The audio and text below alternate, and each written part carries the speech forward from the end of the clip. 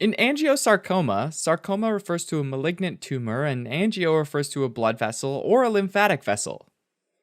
So angiosarcoma is a cancer of either a blood vessel, in which case it's called a hemangiosarcoma, or a cancer of a lymphatic vessel, in which case it's called a lymphangiosarcoma. Both of these arise from the inner lining of the vessel wall, known as the endothelium. Angiosarcomas form when endothelial cells suddenly start proliferating abnormally.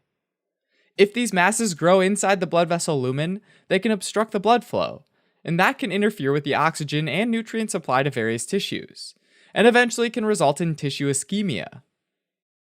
If lymph flow is obstructed, lymph fluid backs up in the tissues, causing lymphedema. Cancer cells from hemangiosarcomas and lymphangiosarcomas can also invade the vessel wall, destroying it and making it burst, which leads to bleeding or lymph fluid outflow in the surrounding tissue.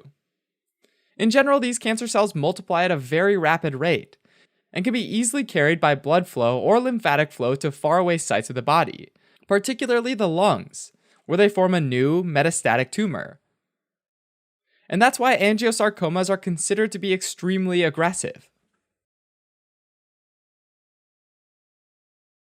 Angiosarcomas can happen anywhere in the body, but most often involve the skin, bone, soft tissue, breast, or liver, and often spread to the lungs.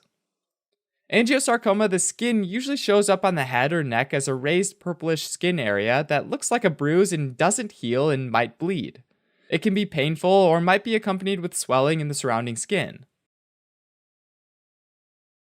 Angiosarcoma of the bone is usually multifocal, meaning that it affects multiple sites within the same bone, or involves multiple bones of the same limb.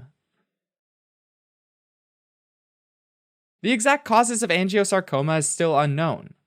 One risk factor is chronic lymphedema in some parts of the body, like the arms or legs, that goes on for several years. This typically happens when lymph nodes have been removed or damaged, and fluid in the tissues have no way of draining away. Lymph nodes are sometimes surgically removed as part of cancer treatment, or might be destroyed by trauma or infection, or might not be there at all because of a congenital problem. Angiosarcomas in the liver have been associated with vinyl chloride gas, which is found in PVC manufacturing and arsenic insecticide. Symptoms of angiosarcoma depend on the affected organ. Soft tissue angiosarcomas can cause pain and swelling, and can compress the peripheral nerves, causing tingling, prickling, or numbness. In the breast, angiosarcomas form rapid-growing, palpable masses, while in the liver, hepatic angiosarcomas can cause vague symptoms like fatigue and abdominal pain. Metastasis of angiosarcoma to the lungs can cause chest pain and difficulty breathing. The diagnosis of angiosarcoma is based on a biopsy of the mass. Imaging studies like an MRI or CT scan can help establish the location and extension of the cancer.